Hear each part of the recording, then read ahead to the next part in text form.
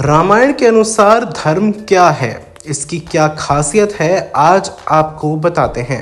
बहुत बहुत स्वागत है आपका आपके अपने मोक्ष चैनल पर। चैनल बनाए हैं तो चैनल को तुरंत सब्सक्राइब कर दें और बेल आइकन को भी ज़रूर दबा दें। रामायण संस्कृत का एक महाकाव्य है जिसे महर्षि वाल्मीकि ने रचा था। हिंदू धर्म के दो महान महाकाव्यों में से एक, दूसरा है महाभारत, एक है रामायण।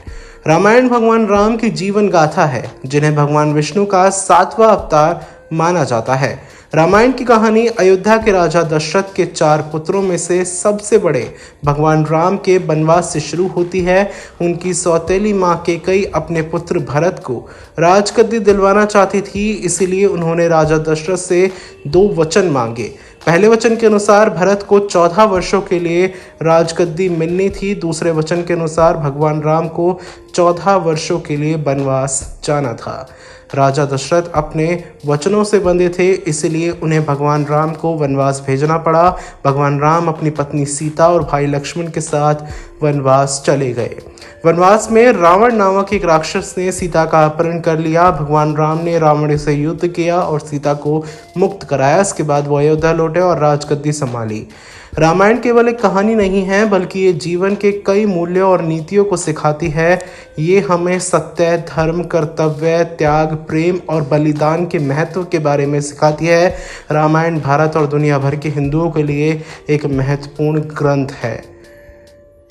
भगवान राम को धर्म का अवतार माना जाता है।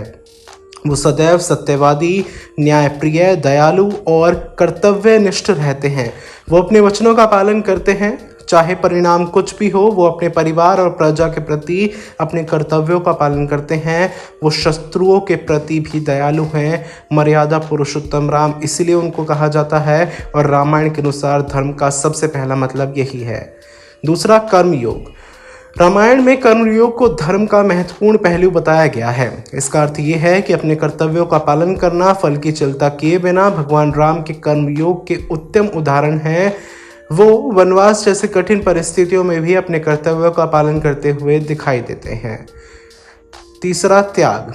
त्याग को भी धर्म का बहुत ज़्यादा महत्वपूर्ण गुण माना जाता है। इसका अर्थ है कि अपनी इच्छाओं और सुखों का त्याग करना और दूसरों के लिए अपने आप को समर्पित करना। भगवान राम त्याग के प्रतीक हैं।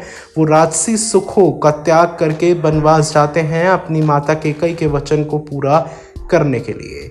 उसके बाद है नीति। नीति का अर्थ है सही और गलत के बीच का अंतर करना। रामायण में नीति को धर्म का अनिवार्य अंग माना जाता है। भगवान राम सदैव नीति के मार्ग पर चलते हैं। वो सभी परिस्थितियों में सही निर्णय लेते हैं। इसके बाद है समाज कल्याण। रामायण में धर्म का अर्थ केवल व्यक्तिगत उद्धार तक सीमित नहीं है। इसका अर्थ समाज के कल्याण के लिए काम करना भी है। भगवान राम अपने जीवन का लक्ष्य लोगों की सेवा करना और उन्हें दुखों से मुक्ति दिलाना बताते हैं। रामायण के अनुसार धर्म का अर्थ केवल आध्यात्मिकता नहीं है, बल्कि ये व्यक्तिगत आचरण, सामाजिक कर्तव्य और नैतिक मूल्यों का सम्मिश्रण है। ये सत्यवादिता, न्यायप्रियता, दया, कर्तव्यनिष्ठा, त्याग, नीति और समाज कल्याण जैसे गुणों को बढ़ावा देता है। रामायण हमें ये भी सिखाता है कि धर्म का अनुसरण करके हम एक बेहतर जीवन जी सकते हैं और समाज को एक बेहतर जगह बना सकते हैं।